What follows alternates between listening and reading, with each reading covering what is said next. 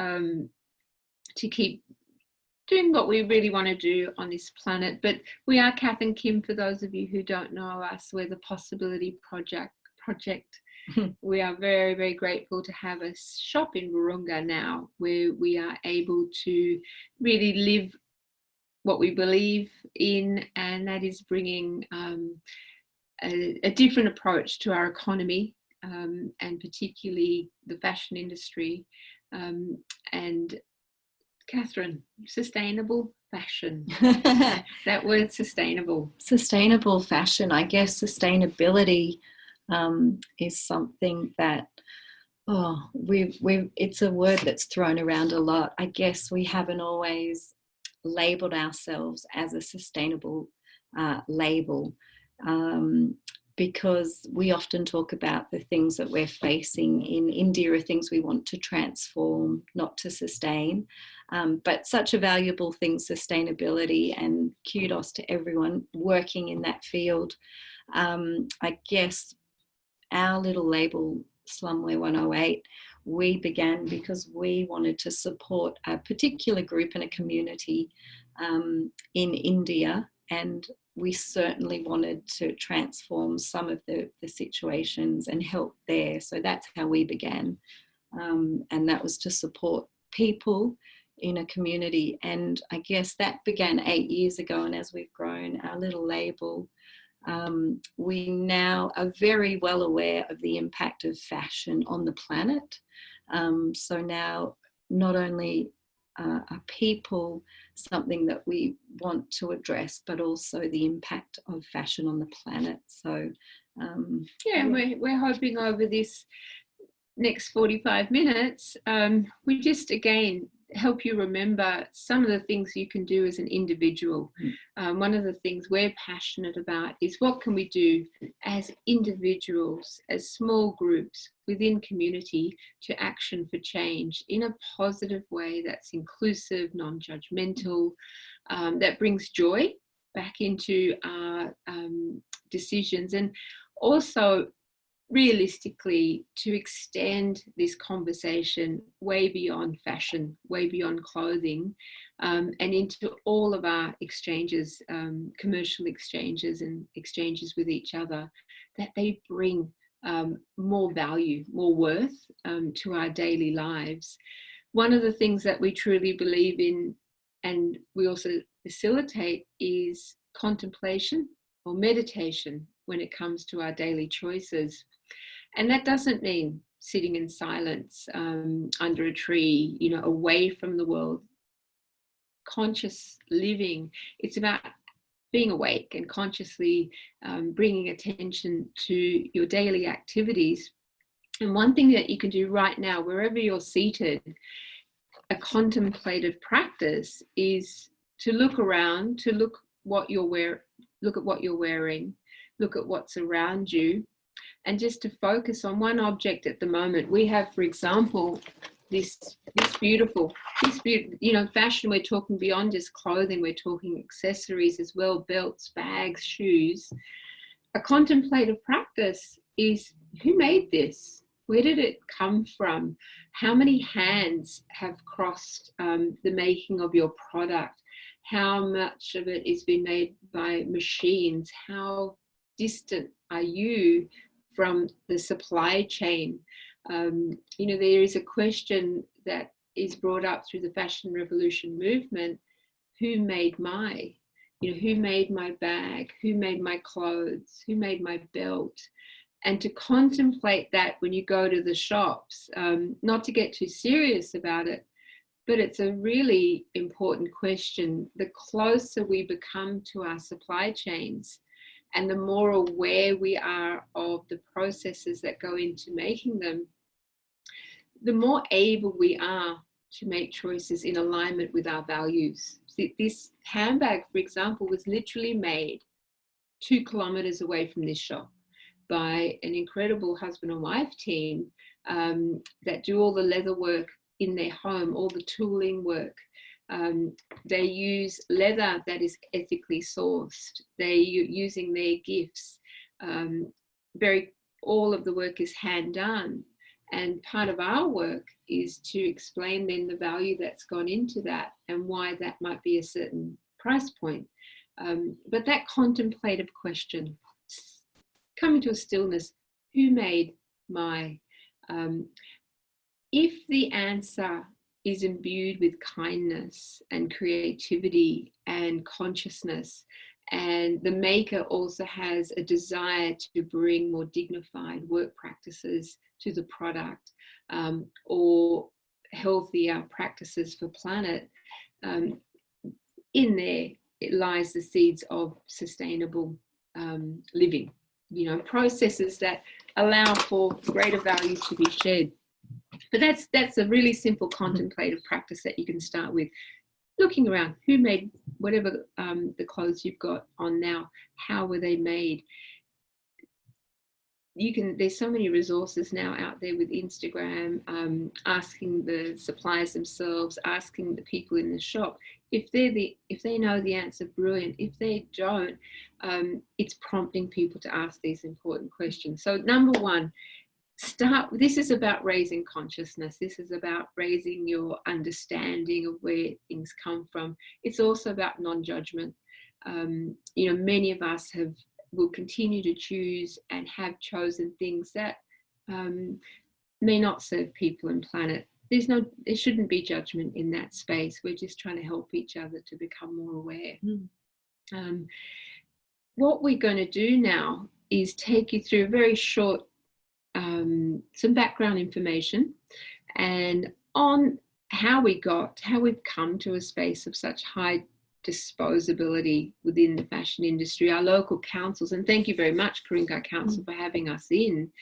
But as a community, we are going to grapple and will continue to struggle with this issue of waste.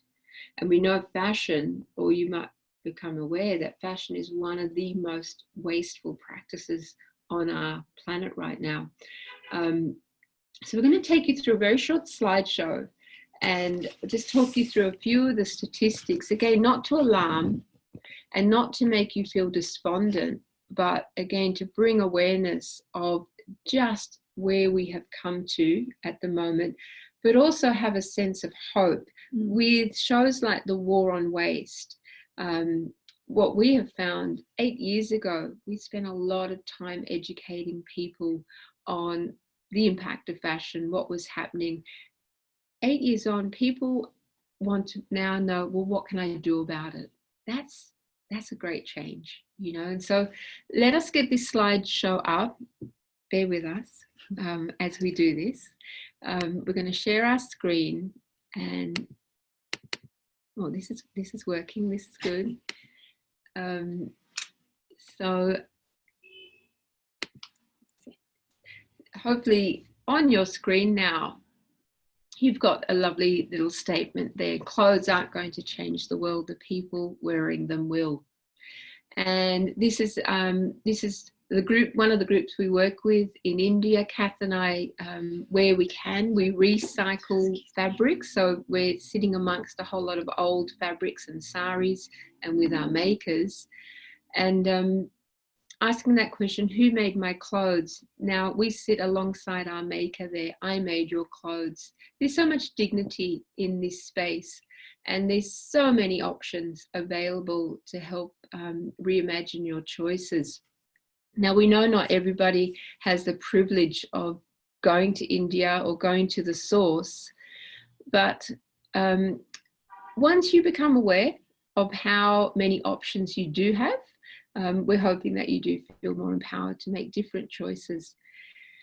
There's a lot of statistics here. So just in a nutshell, to give you an idea of the impact of fashion, and particularly the fast fashion industry. So fast fashion, it's a term that came around about 20 to 30 years ago. And it was a linear economic system built on more economies of scale, with very large runs of fabric and very high turnover.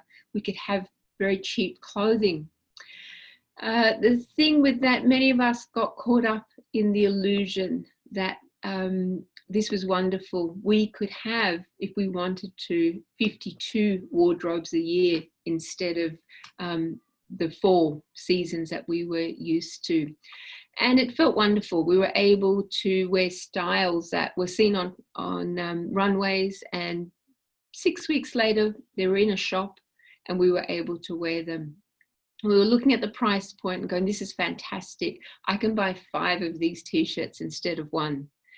What we weren't quite aware of, and most likely because we enter our lives in good faith, we weren't aware of how these were being made, where they were being made, and that we were ultimately being part of a system that we may not want to be part of. Fast fashion is, it's based, if you're going to produce something with turnover in 3 to 4 to 5 weeks, very, very cheaply at a $5 t-shirt, there is a cost along the way. There is a true cost. And these statistics outline some of the costs where a huge bulk of that fast fashion is created by trafficked labor, illegal labor, enslaved labor, child labor. To get that level of fabric produced to market, it's going to need an enormous amount of pesticide and insecticide. An enormous strain on clean drinking water to go into the production of these clothes. And so cheap, it can become disposable. And that is also what we're, the biggest issue we're faced with is the disposal of these garments, where 3 out of 4 end up in landfill or are burned. As we know, there is no way on this planet. So we think we're doing the right thing by putting it in the charity bin. And we're going to hear shortly from someone who is doing an amazing job in that space of reusing. However, again, the bulk of the products that are ending up in the charity shops or in the charity bins aren't able to be sold on. So they end up in landfill. And Australians throw away 6,000 kilograms of clothing every 10 minutes. So we've been speaking for 15 minutes. That's 9,000 kilograms that has gone to landfill. So it is, these are true statistics. There's something that we are all a part of. But more and more and more of us are waking up to climate justice and social justice and restorative justice. We want to know what we can do about it. Our wardrobe is such a simple starting space. How did we get here? It is a matter of choice. Now that might sound like we're bearing a bit of responsibility. Well, we are. But the good thing is we have choice. We have choice if we've got ourselves into it. We have choice to get ourselves out of it. And Kath and I are very much about don't blame others for the woes of the world, the problems of the world. What can we do as individuals? There's no point in blaming corporations when, yes, they're sitting on a model that drives it, but ultimately, and we're seeing, for example, last week with H&M announcing the closing of 250 stores as they try and do better, that's driven by consumers. If we continue to buy at very cheap prices, they will continue to supply. I've got a lovely diagram here, and just before we introduced another beautiful guest of ours, if you look at this hierarchy of needs, at the very bottom, use what you have. Sustainable fashion, it's about getting creative with what you already have. Borrow, swap, thrift, make, and at the very top, buy. If you look at all of the options before buy, something like make, sure, very few of us have that skill to make, but we definitely have the ability to make a difference. And there is that aspect of allowing ourselves to get more creative in the solutions, but using what you have, coming back to when we purchase fashion that will last. when we purchase clothing that it's more about your own personal style rather than trends, you'll have something in your wardrobe for a lot longer. When you purchase something that has meaning, has a story, and has probably a more expensive price point, you're going to have more incentive to mend as well. Something we'll touch on at the end. But going to get back into the screen now, and while we introduce our guest, here we go. So I'll close this down and come back to where we're coming back to. Here, no. Back to meeting. Are we back at meeting? Not quite. What do we do now? You should have a stop share button, Kim, that will allow you to stop sharing your screen. Oh, beautiful. Yeah, that's it. Oh, thanks. Yep. Oh, there we go. Yes. Thank you very much, Karen. I'm going to introduce our Yes, beautiful guest. Kim's going to step aside, and everyone welcome Suze. Come on over. We'd love you all to meet. This is beautiful Suze, and Suze is a local beautiful friend of ours from past tense, and we're just going to have a little chat about some of the ways that we as individuals can make choices around our clothing, and explain to us a little bit about her business and the importance of what she does. Hi, Sue. Hello. Welcome. Thank you for having me.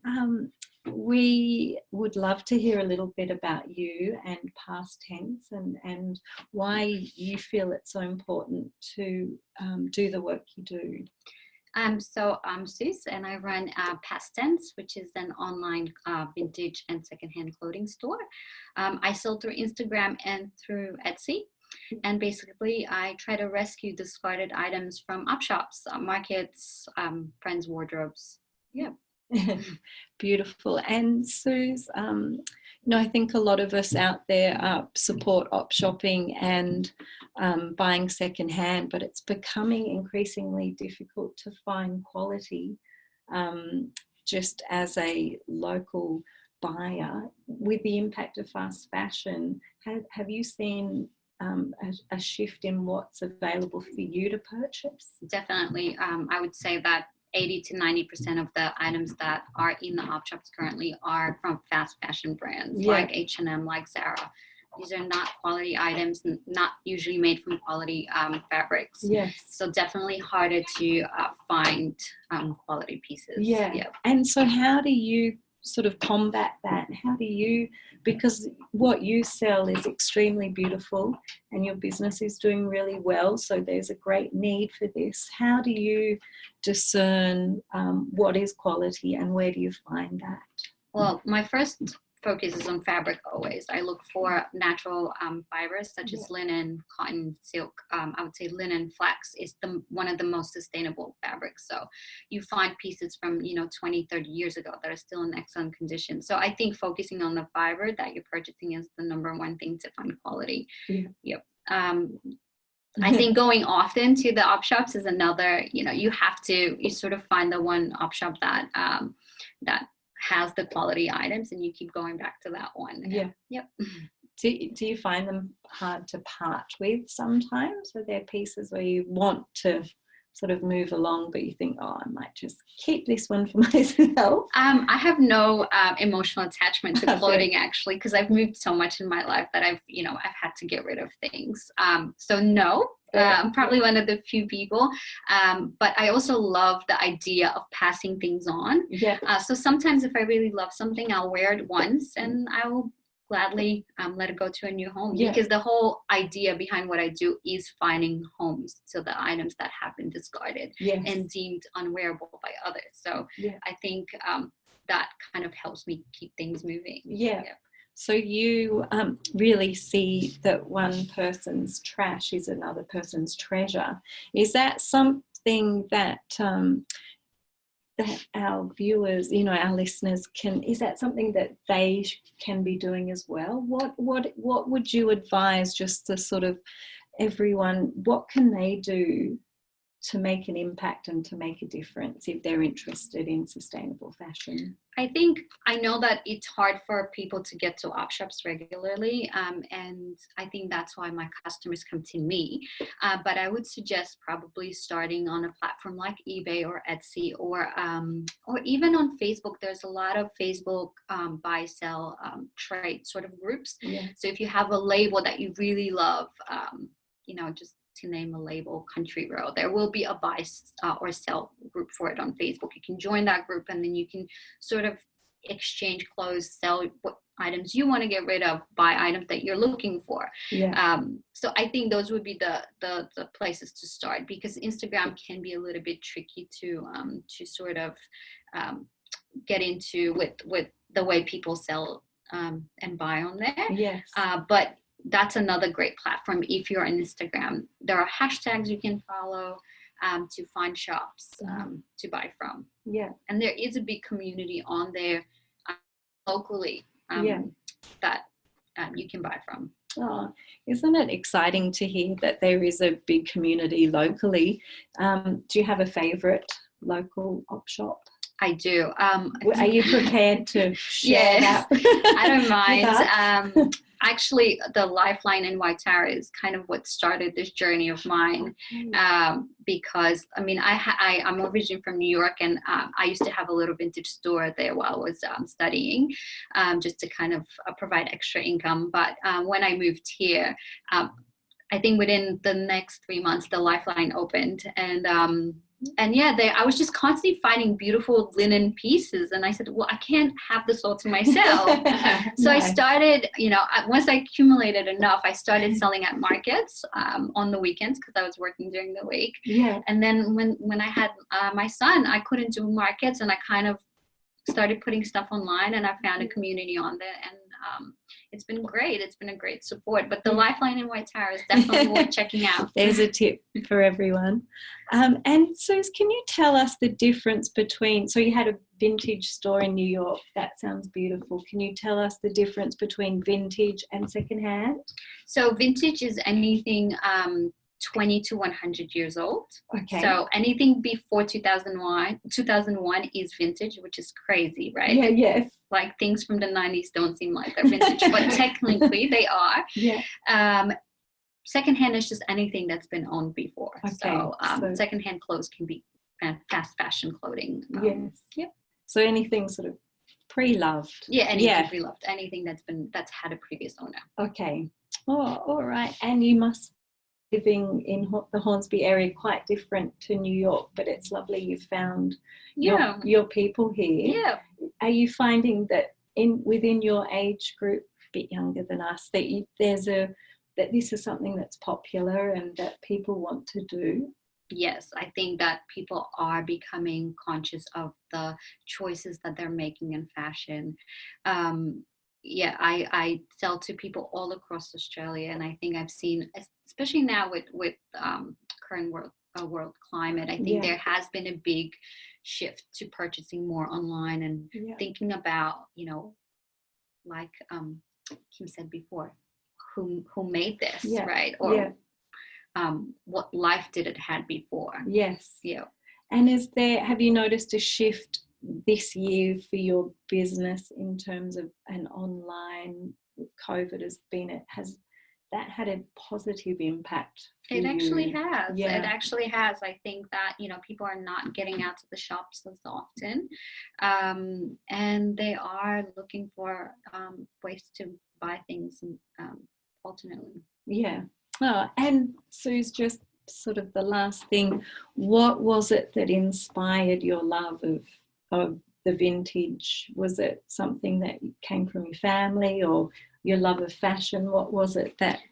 Yeah, I was born in Poland, and definitely grew up with my mom up shopping and shopping secondhand. And when we moved to America, that kind of shifted to wanting to buy lots of new. But then I rediscovered this new way, in I guess in early college days, of wanting to look different, wanting to have things other than you would find in the fast fashion stores. So that's what really inspired me to shop in thrift stores. What continues to inspire me is the idea of sustainability, of not having an impact on what's being put into the landfills, rescuing things, giving things a new life. So that's what keeps me going now. Motivates you along. Suze, do you want to do the Q&A more? Sure. We've actually got a couple questions come through. Would it be all right if I just relayed them onto you? Please do, Karen. Yeah, perfect. So we've got one question from Nathaniel asking, is it costly to transition to a fully or mostly sustainable brand or fabric? And are there any challenges involved with that? Is that something you'd like to answer, Suze? That'd be more of a question for you. Well, yeah, I'm happy to chat. Do you want to? Oh, well, come on, yeah. Kim's going to come on in. That is probably the most common dilemma with sustainability, which is affordability. The cost, and it's something that we get quite often. I suppose personally for myself, and having children, for kids, for me, it's become too costly not to, when I go beyond personal price points. There is no doubt that we're talking about options here: secondhand, thrifting, clothes swaps, exchange. Going over to full sustainability, it's not something that I could probably do myself anyway. But there is a cost involved, and it's the same thing, globally, as we move our economic systems from, say, non-renewables to renewables. There's going to be a cost. As we move from cheap labor to more dignified practices, there's definitely going to be more costs. And people quite rightly could say, what about those who have jobs in poorer nations and they don't have jobs anymore? If they're not going to be employed, that is a realistic cost. Our answer to that, I suppose, is that local economies, say a country like India, where we work, I like to bust the myth that India isn't a poor country.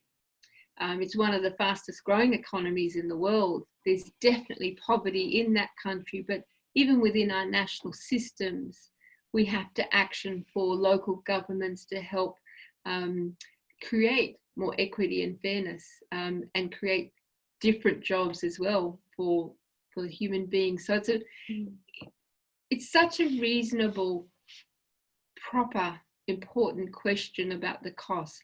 There is no doubt that there is going to, there are higher values have to be paid. But when you've got, again, you take the 5 richest people in the world, 2 of them work within the fashion industry. One is the owner of the Zara Group, Inditex. One is the LVMH Group.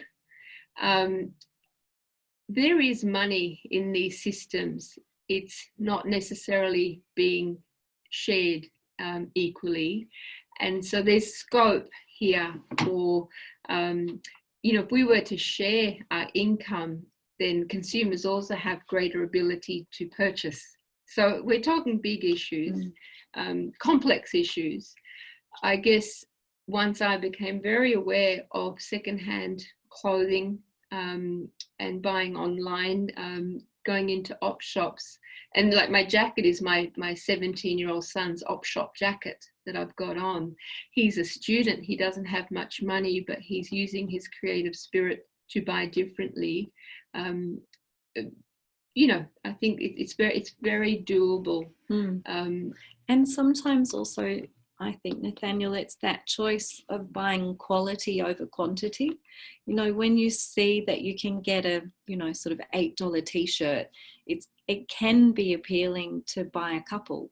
But if you then maybe made that choice, I can just buy one quality garment that I really love, rather than those sort of cheaper t-shirts that you don't value, you're more likely to look after that one garment and love it for a lifetime rather than just for a season. Yeah. Thanks, guys. We just had a question for Suze from Nadia.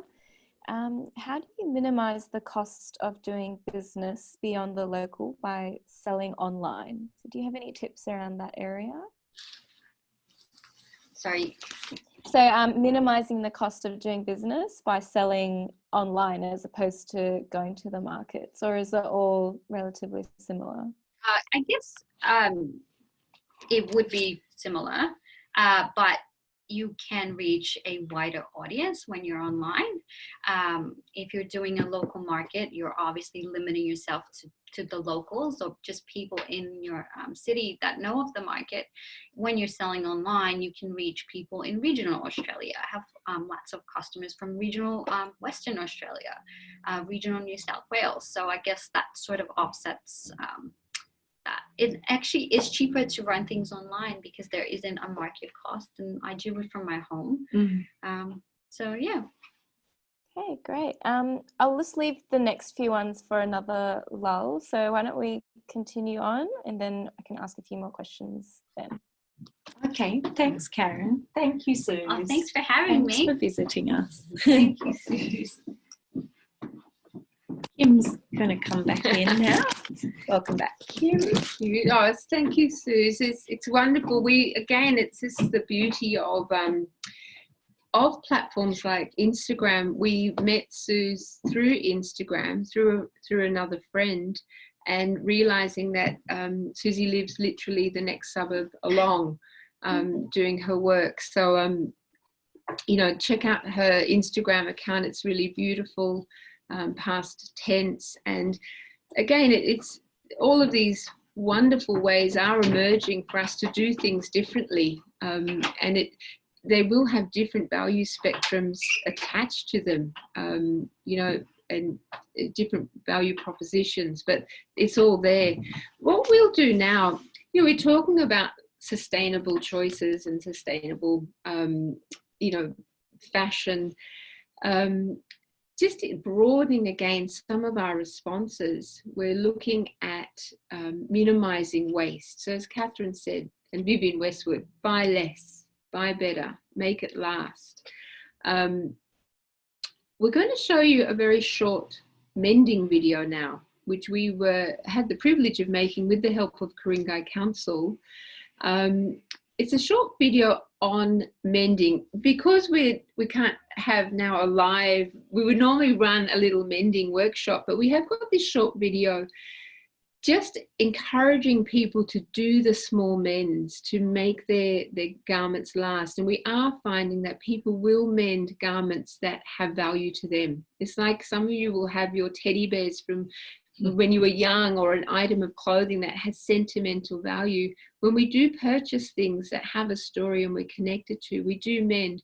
But we did make this little mending video, and we were lucky to, again, putting it out there, get the support. When you follow your heart and you follow this purpose, people come in to help you. We had the support of Rachel Rutt, who is a Sydney artist and mender, and she also explains some of the benefits of mending to her. So we're going to share this little video for you, hoping it works. Let's go to... So I think you'll need to share your screen again.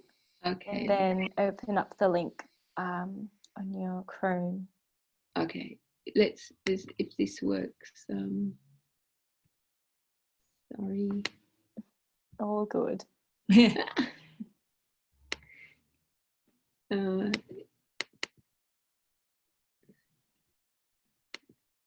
if this is that working? Yeah, so you just need to share your screen so we can see it. So same way you did your slides. So important about mending and starting to mend is that you've opened yourself up to a new experience and looking at your garment in a different way. So the garment itself has its own lifetime, and whether we can hear it. We just need you to share your screen. So that green share screen button, the same way you did your slides, the able to show PowerPoint slides. Might be inside of a pocket that has every time. It's okay. Bear with us. So Pocket. So we're sharing screen. Is that not working? Here we go. Perfect. Got it, girls and boys. All right, perfect. Start it from the beginning again. Here we go.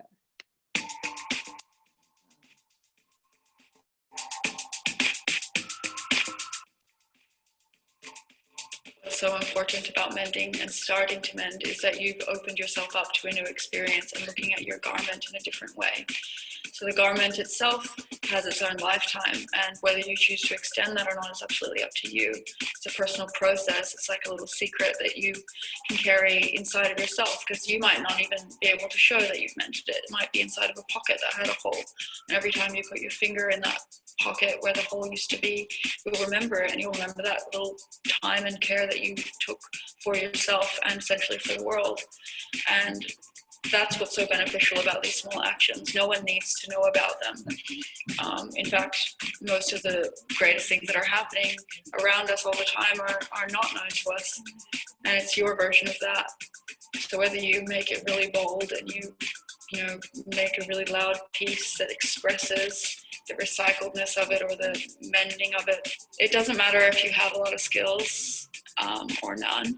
The fact that you start changes your whole mind and life. It's very much, for me, a simple step forward. Working with your hands, it offers a level of meditation, an insight into your own self, a little quiet time. I often find I get my problems solved in life a lot when I've got my hands busy and I'm not necessarily thinking about it. And that's what I really take for on a nourishment level when it comes to mending. There's over 100 billion garments produced every year on our planet for a population of 7 billion. So somewhere in that equation, there's a lot more than we need. So we really are being invited to rethink our consumption. What should be such a beautiful experience has changed a lot for many people. The mending came about because of the use of the upcycled saris. There can be stains, there can be holes, and it was just a practical solution. They needed mending. We're a little bit concerned about how disposable our culture has become in terms of single-use plastic or coffee cups or even clothing. The thought that we could buy something and then just dispose of it after a few wears, it really started to concern us, and we had this thing that there is no way. So even throwing away our clothing, where does that go?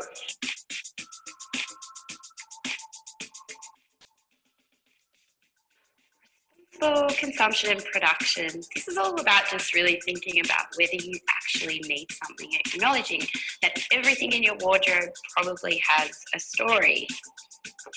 Ooh, climate action. When you look in your wardrobe, you might not think about the oceans and the mountains and the fact that things are changing in our climate, but everything is part of a really complex supply chain. So by being a little bit more thoughtful about your wardrobe, you're also taking action on climate. And most importantly, partnerships for the goals. Now, you might not think of yourself as a partner for the goals, but you pretty much are. Everything that we do in every facet of our lives has an impact on everything else. So being more conscious about fashion is a way that you can work in partnership with your local council, with your school, with your teachers, or even just with your friends to think about how we can change our wardrobes for the better. Actually, I think one of the most important things about mending is that it's not a new thing.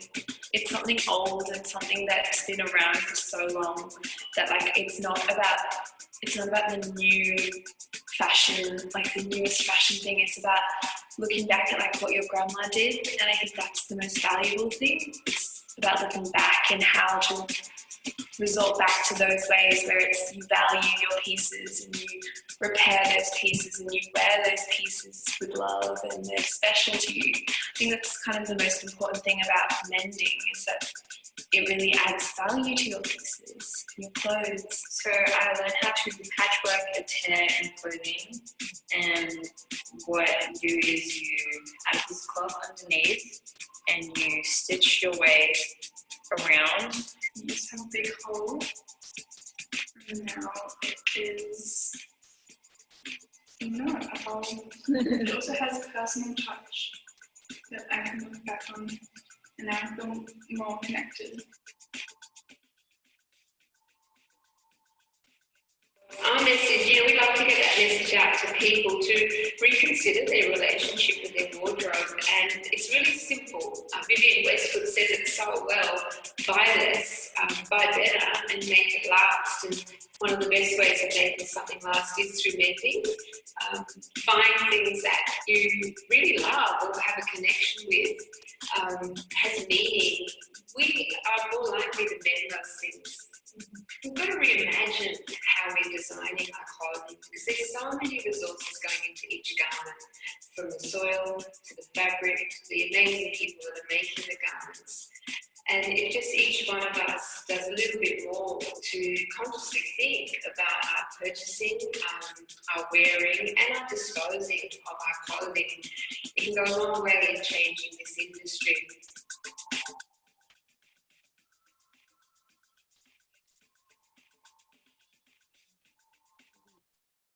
We're back. Yes, you're back. We really enjoy watching that film every so often, because it is a reminder of so much of this is also common sense. It's going back to, as one of India said, going back to what your grandparents did. If we talk about sustainable fashion choices, many of us just think of our parents, where they just bought quality things and they didn't have enormous resources at hand, but mending and repairing and really allowing it not to be perfect as well. That's so important. How different would our fashion choices be if we ourselves as human beings didn't need to be perfect or look perfect? Just cut ourselves a little break here and help planet and other people in the process. Before we can just go to some Q&A. There's just one last slide that we'll share with you, which is a list. It looks a bit boring, but again, just a list of things to remind you of what you can do. Coming back to that point, what you can do as an individual. We'll just remind you of some of the things you can do, and then we'll open up for some Q&A before we close up here. But getting back up to slideshow. It's quite an extensive list here, but there is a wonderful movement called the Fashion Revolution movement. And again, we can share any of these resources with you and message us after this workshop. And if you need deeper dive into any of this information, we're so happy to share. But joining the Fashion Revolution movement, you can do events if you want. You can do events at your school, at your workplace. You can put on clothes swaps, and they've got lots of wonderful resources to help. Research your brands, ask questions. It's that simple. We get so excited when we get people in here wanting to know how slumwear is made. How do we share the value? What fabrics are we looking at in terms of sustainability? We can answer all those questions, and if we can't, we go and research. We learn more ourselves. Follow brands on social media, Instagram and Facebook. They are simply tools, and it's how we use them where the value lies. But follow those brands, and through their stories, you will get a feel for their authenticity. Buy less, buy quality, make it last, secondhand and vintage. Advocating for anti-slavery. It's a heavy topic, But we are at a point on our planet where it's time to address these very difficult and complex issues. If you are at all concerned about slavery and enslavement, choose t-shirts, choose clothing that isn't made from enslaved labor. There's a brilliant documentary called The True Cost, which is on Netflix. Have a look at that. Clothes swapping direct from makers. The shorter the supply chain, possibly the healthier imprint on the planet. There's some great apps. Good on You, Depop, Vestiaire, Collective. These all help with your fashion choices. Dignified employment kind of fashion brands. Reduce, recycle, refuse, reuse. And fantastic podcast called Wardrobe Crisis by Claire Press. She was a former sustainability editor at Vogue Australia. And she interviews some amazing people doing lots of work in various segments of the fashion industry. So join, sign up to Wardrobe Crisis. But I think what we'll do, where am I going? Can you do that one? Yeah. I can't find that. Oh, where's the thing? I can't see it. No. Now try this. All right. Thanks so much, guys. We've got about 7 minutes left. So we do have a few questions that came through. So we'll do a short Q&A and wrap up. So I've got one from Karina. Do you think there is a stigma around gift giving secondhand items, or have you seen a change in people's perspective on this? That's a great question. Definitely a stigma. There's definitely a stigma around secondhand. There's this notion that it's less than in value, and that again, it's like the tipping point. The more and more and more of us who help to break down those stigmas, the more likely we are to exercise those options. We are ultimately, human beings. There's this thing where I read a very interesting thing where somebody didn't buy secondhand because her parents were migrants and they worked really hard to be able to buy their children new things. And she felt she was betraying her father by buying secondhand. So it's a very human story, very understandable. It is really personal choice. I've got children now who are choosing secondhand gifts for their friends, and their friends really liking it. So it takes courage, but there is a stigma. It's up to us if we want to action to break that down, for sure. Yeah, great response. So someone's asked, do you think with the onset of COVID that there's going to be a shift in this sort of thinking around these ideas? Yeah, I think there's definitely has been a shift. We opened our little shop in February. The year's flown by to October, and the number of people that we meet who are wanting, after having been forced to slow down, want to slow down aspects of their life. And that includes slow food, slow clothing. So I think that this slowdown has been a great opportunity for people to reconsider what they value. And I think people are really valuing knowing a story, like Kim saying, feeling connected to a brand, knowing the maker. Within our store, we offer not only clothing now, but locally made beautiful things that people are seeking.